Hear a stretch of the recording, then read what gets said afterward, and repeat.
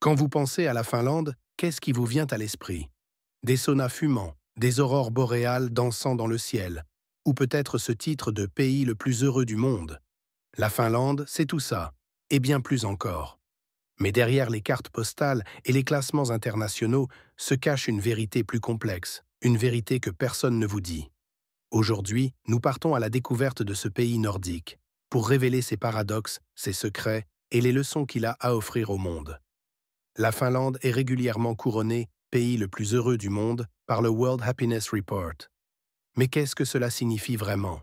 Les Finlandais ont accès à une éducation gratuite de renommée mondiale, à un système de santé robuste et à une égalité sociale enviable.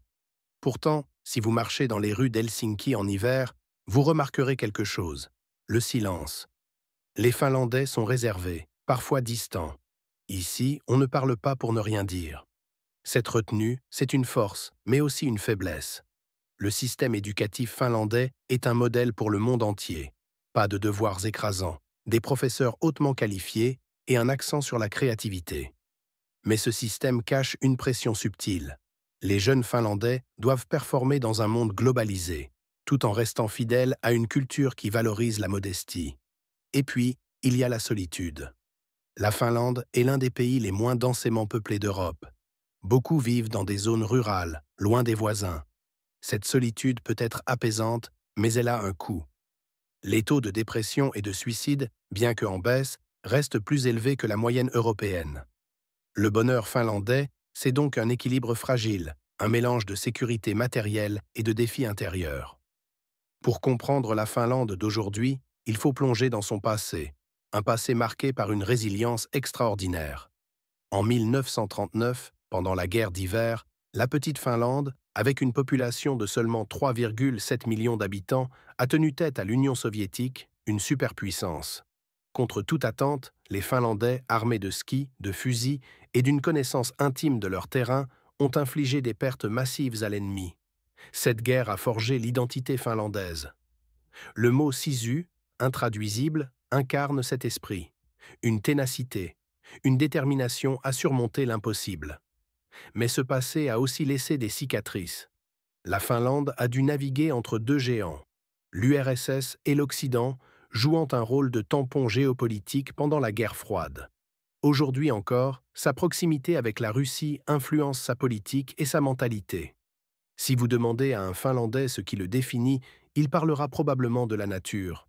Avec 188 000 lacs, des forêts couvrant 75% du territoire et le droit ancestral de Jokamiehenoikeus, la liberté de parcourir et de cueillir dans la nature, les Finlandais vivent en symbiose avec leur environnement.